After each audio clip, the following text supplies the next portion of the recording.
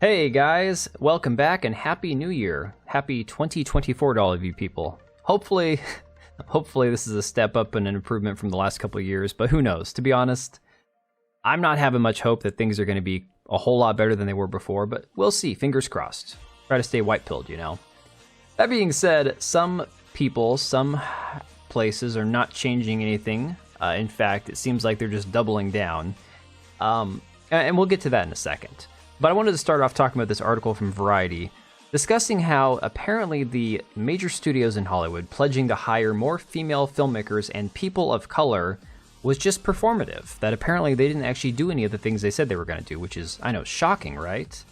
So basically, what they're alluding to is that despite them all pledging to be more inclusive and get more with the DEI initiative and to be better people all the way around by hiring, you know, the traditionally underprivileged, as they would like to refer to them, historically underprivileged.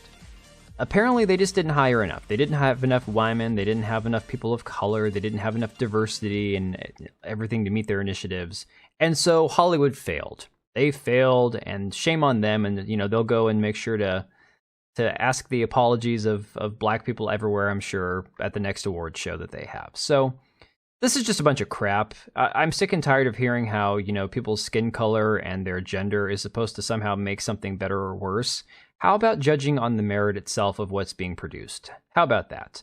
I mean, look, you can see that there are plenty of women directors in the last 5-6 years, both with movies, both with streaming services and TV shows, traditional cable shows, that have all had films and TV shows completely bomb. I mean, completely tank.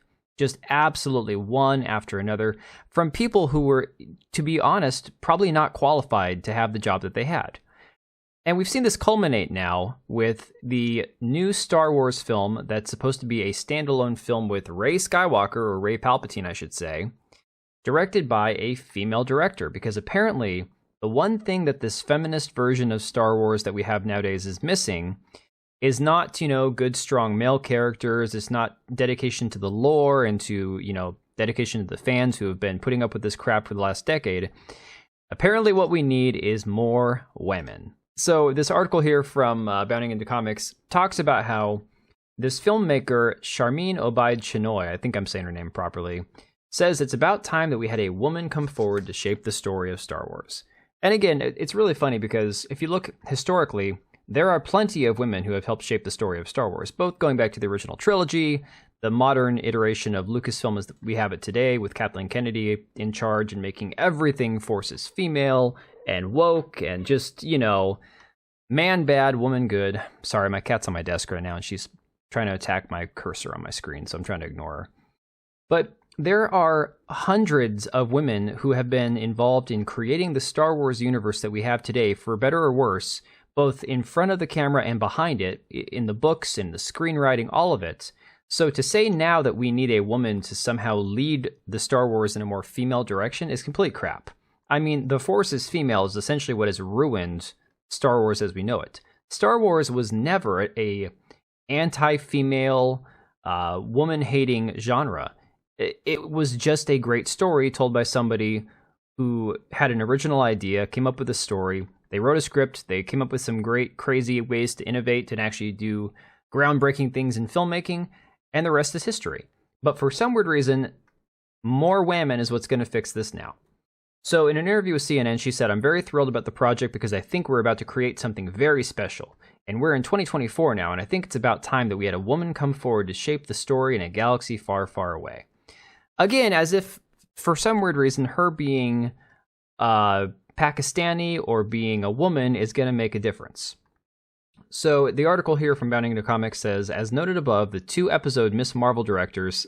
So she helped direct Miss Marvel. Oh my god. Anyways, okay.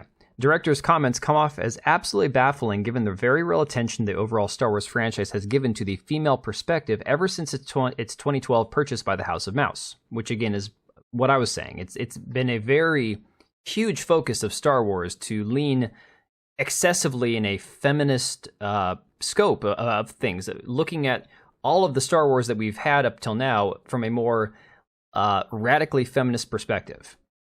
Following the completion of the sale, Disney proceeded to promote film producer Kathleen Kennedy to president of Lucasfilm, at which time she proceeded to position the aforementioned Rey as the overpowered, poorly written protagonist of the franchise's third and unfortunately canon trilogy. Additionally, during her tenure as president, Kennedy has also overseen the production of such Star Wars television series as The Mandalorian, which did the exact same thing in Season 3, Obi-Wan Kenobi did the same thing, and Ahsoka. 3 shows that all emasculate the men and basically, cast them aside as being weak, unfit to be the main character. It's pathetic. Each of which made heavy-handed, even forceful attempts at boosting the franchise profiles of their respective female leads, often at the expense of their male counterpart characters. We don't need to do a recap of all that. If you watch The Mandalorian, if you watch Ahsoka, you either agree with me or you disagree, or at least you might have some idea what we're talking about here. But it's just pathetic.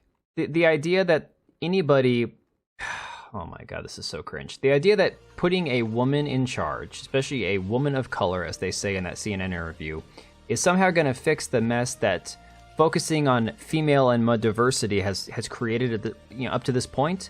It's asinine.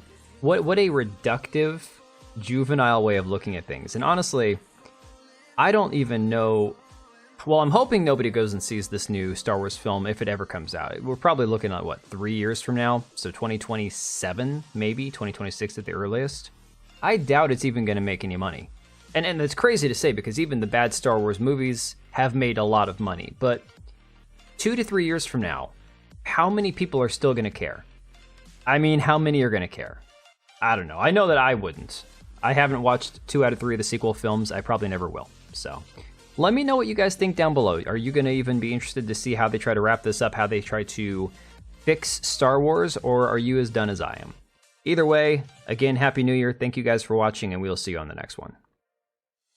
And if you made it this far, thank you for watching the video. We do have 2 channels, one for daily uploads, the other one for more of my live streams and hot takes. Links to both are down below, as well as the ability to join as a channel member for as little as $3 a month, and that'll greatly help us out. Much appreciated. We also have links to our Etsy accounts down below, as well as our website. We also have Locals and Subscribestar. If you didn't want to support us on YouTube, you can support us through those. Thanks again for being here, and we will see you on the next one.